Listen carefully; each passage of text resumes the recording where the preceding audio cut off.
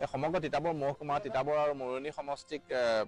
সংলগ্ন কৰি যিখন তিতাবৰ মহকুমা অসামৰিক চিকিৎসালয় স্থাপন কৰা হৈছিলে দীঘলীয়া সময় অতিক্ৰম কৰিলে তিতাবৰ মহকুমা অসামৰিক চিকিৎসালয়ৰ পৰা তিতাবৰবাসীৰ লগতে মৰণীবাসীৰ যথেষ্টখিনি আকাংক্ষা আছে, যথেষ্টখিনি চিকিৎসাৰ ক্ষেত্ৰত সম্ভাৱনা বা যিখিনি আশা লৈ পেলাই মানুহ ইয়ালৈ আহে। কিন্তু আমি দেখিবলৈ পাইছোঁ যে যি ধৰণে আচলতে সময় পৰিৱৰ্তন হৈ গ'ল চিকিৎসালয়খনৰ কিন্তু আধুনিকীকৰণ বা আন কামখিনি কিন্তু হৈ নুঠিলে।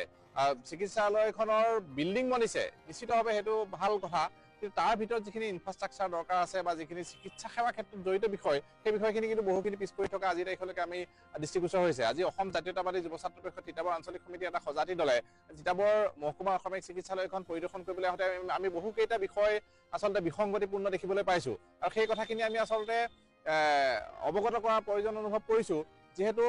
মানুহে যিটো আশা লৈ ইয়ালৈ আহে খুব সৰু সৰু কিছু বিষয়ৰ বাহিৰে বাকীখিনিত কিন্তু মানুহক ইয়াৰ পৰা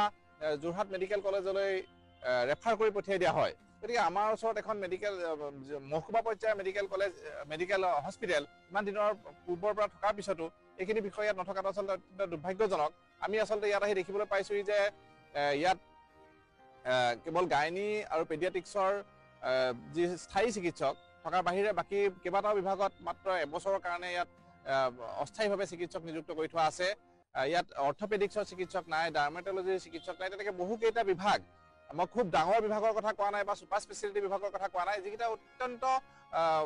প্ৰত্যেক মুহূৰ্ততে প্ৰয়োজনীয় তেনেকুৱা ধৰণৰ বিভাগ আছে সেইখিনি